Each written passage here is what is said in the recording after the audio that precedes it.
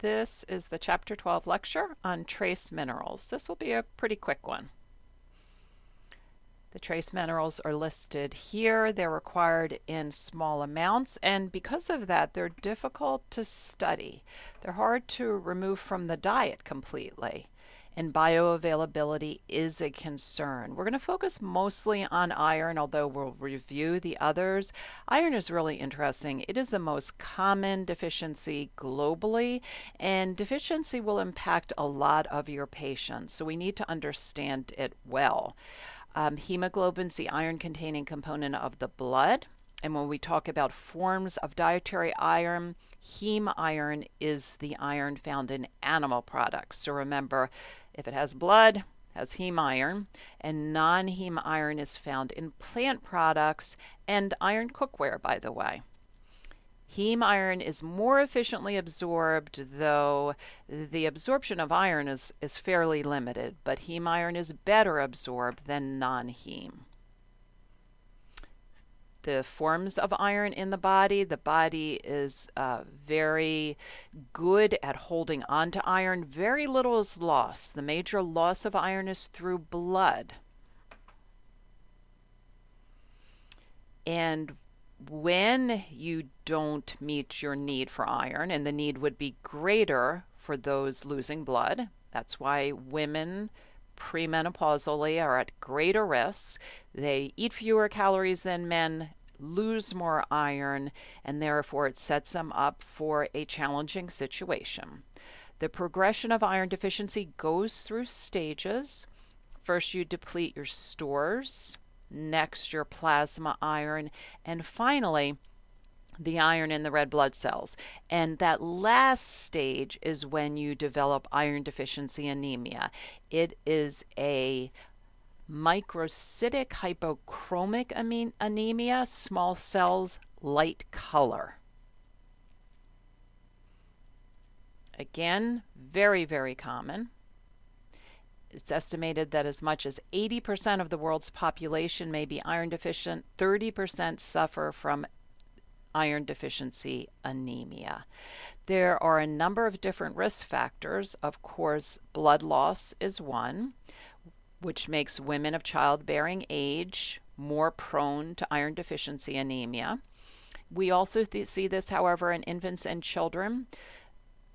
Somewhat because of a diet, they may not consume enough iron. Their choices may be milky foods instead of foods providing the heme iron. In adolescents, in young female adolescents, because of the start of menstrual cycle, and in males because of the increase in muscle mass, which requires iron as well. Social and medical issues come into play, poverty and intestinal parasites, and of course we mentioned the diet as well. What's really interesting about iron is the myriad of symptoms that you can see. Some of them a reflection of the fact that heme is bright, bright red. So the very pale mucosa you see in this eye lining is an indication of iron deficiency anemia, sometimes pallor in the complexion of the face, sometimes a pale underneath of the nails is noted.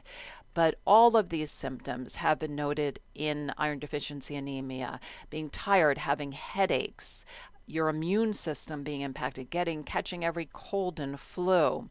We talked about the pale mucous membranes, the spoon-shaped or concave nails, being cold all the time since iron is involved in temperature regulation, and pica, which we'll talk about, the unusual appetite for food substances or non-food substances. In iron deficiency anemia, we see pagophagia, which is the craving of ice. Children become irritable and restless. So it's important we understand how to prevent and treat iron deficiency anemia. By the way, as far as treatment, you want to see a physician first. If you're anemic, you want to make sure they rule out any unusual loss of blood, and also diagnose the type of anemia. We talked about folate deficiency anemia and B12 anemia as well. All right, so to enhance iron absorption, there are a couple of things you can do. Probably the most important is vitamin C. Vitamin C with a meal will increase the absorption of non-heme iron up to sixfold, so that's 600%, which is huge and important. Having some meat in a meal increases the absorption of non-heme iron as well. And remembering if you do eat meat, that heme is absorbed at a higher rate. The factors down here can get in the way of iron absorption. It gets complicated. I will say most people that are consuming lots of fiber and plant foods and variety are probably getting enough iron that they don't have to worry, but there are a couple of things we can work with in those who are prone to iron deficiency. Tea and coffee, even the decaffeinated form, its substances in the tea and coffee besides the caffeine, cut iron absorption by 50%. So don't take tea and coffee with your meals, have them between your meals. And calcium decreases iron absorption. You may want to plan your iron for your meals, your calcium for your snacks, but you could separate those as well. I don't typically advise around or against fiber and beans and nuts because they're so healthy. Iron can be toxic. It can be toxic if a child gets a hold of supplements and eats them like candy. And I've had countless students who tell me stories about getting a hold of the gummy vitamins with iron and ending up in the ER. So we need to put it out of the way of small hands for sure. We also know that iron overload has a negative effect on the organs of the body. There is a hereditary disorder called hemochromatosis, in which iron is absorbed very readily, unlike how iron should be absorbed, and those individuals develop chronic diseases very early in life, organ damage. So you don't want to overdo iron. We also see an impact on the brain, and we see an increase in the risk of type 2 diabetes as well. It's a little bit complicated. Let me go back for a minute. Because most women need more, most men should not get more. And men consume more and women less. So women in a mixed household may want to use a cast iron skillet, but that's not such a good idea for men. Okay, so men are more prone to having higher iron stores, and therefore we do not want to add more iron to their diet.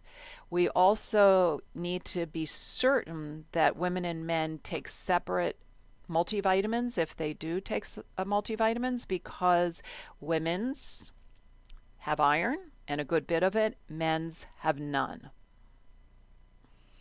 Zinc is in the news a bit now because of some evidence of antiviral properties. It is not, by the way, a treatment or a prevention for COVID-19, but there certainly have been some studies that show that certain forms of zinc might decrease the risk of the cold virus. So that's interesting.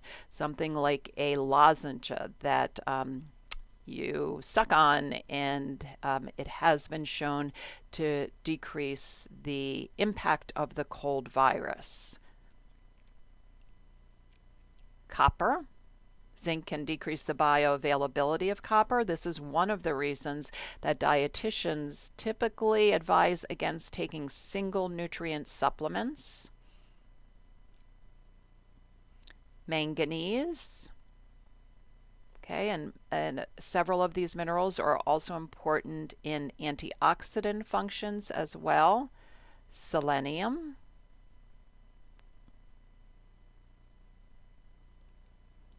And iodine. Let me take a minute to talk about iodine. Probably one of the most visual in terms of a trace mineral deficiency. So a lot of the iodine content of food depends on the soil where plants are grown or animals graze. That's very important in terms of the risk of iodine deficiency. A lot of iodine also comes from iodized salt, and some of the salt alternatives, like sea salt, may be very low in iodine. Processed foods typically use non-iodized salt, so that may be low in iodine as well. Iodine is important for thyroid hormones, and a deficiency can cause cretinism, hereditary cretinism, which you see pictured here, or a goiter, which you see pictured here. Okay, when you don't have enough iodine to form these thyroid hormones, what happens is thyroid stimulating hormone is continually produced, and it enlarges the thyroid gland, forming that goiter. Chromium's interesting because it's involved in carbohydrate and lipid metabolism, and there's some research around chromium and type 2 diabetes. Take a look at that. And then fluoride is a part of the water supply in many municipalities, Philadelphia included. The reason it is because the fluoride makes teeth harder and less prone to caries or cavities formation. And you can see here that with fluoride added to the water, there is a decrease in cavities. So it's a pretty remarkable public health addition. Too much fluoride, however, can cause a mottling of the teeth called fluorosis.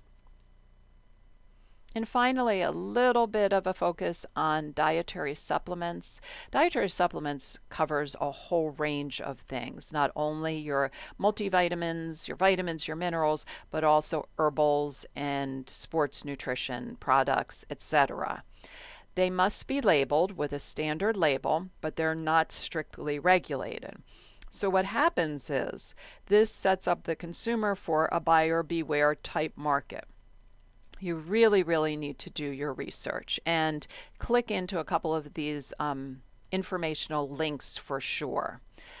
What we have as far as regulations of dietary supplements is very loose. Manufacturers are responsible for safety.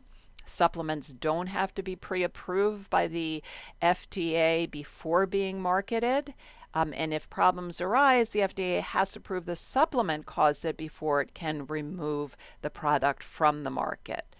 We do have this little stipulation here that if the ingredient is a newer ingredient, not sold before 1994, then safety data is required by the FDA.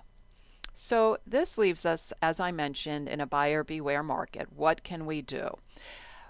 We can look for the USP seal, which shows that this dietary supplement has been verified in terms of identity, purity, strength, and composition. So that's a great thing to look for on your supplements. You can also go to, this link takes you to consumerlab.com. I love this organization. It is an independent testing and evaluation agency for supplements, also compiles all of the research, but it requires a fee for membership. So if you're interested in nutrition, you may want to join. If your family takes supplements, you may want to join. They have some very, very nice features here. And they also send out, I'm trying to think, I think it's about weekly update. It might even be daily updates of news as well. As far as herbal supplements, you cannot assume these products are safe. They may interact with drugs. They may cause side effects. They may, in some cases, be dangerous. There are some herbs that have been shown to have beneficial effects health-wise. There are others that have shown to be ineffective. So once again, you really have to do your research.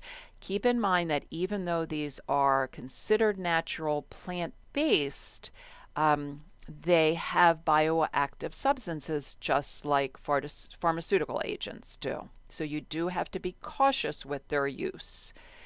And finally, something that I think is really important is taking a look at this chart.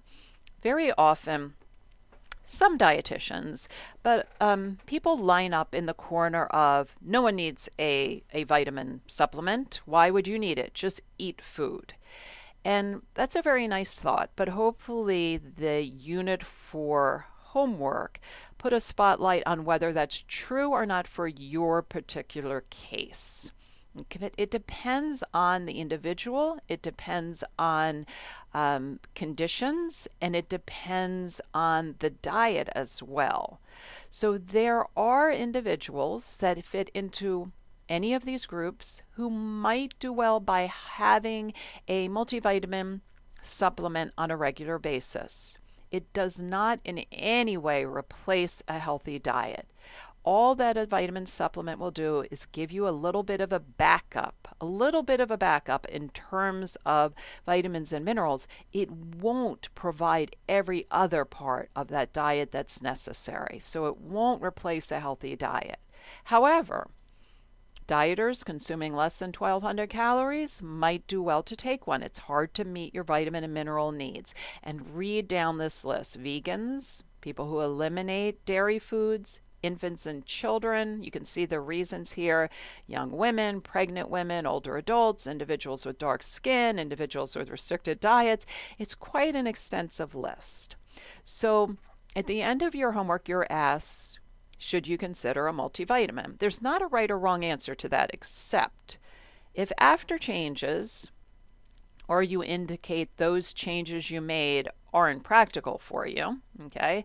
If after changes your diet's still short, or you say, no, I could never make these changes in real life, then you perhaps should think about it. Now, maybe your step would be, let me try harder to fix my diet, and that's fine, that's perfect. But if your diet falls far short and you tell me that you can't possibly fix this diet, then a multivitamin and mineral is indicated. Now, most of this refers to multivitamins, but in several cases we're talking about specific vitamins as well. When you look under individuals with dark skin pigmentation, you see vitamin D becomes difficult. And it's pretty interesting because in terms of some of the health disparities that are seen, there may be an effect of vitamin D deficiency that's contributing to some of these health disparities. So you need to learn a bit more about vitamin D to understand that. But there are many of us, and especially those with darker skin, who have low levels of vitamin D. Okay, so lots to read, lots to think about.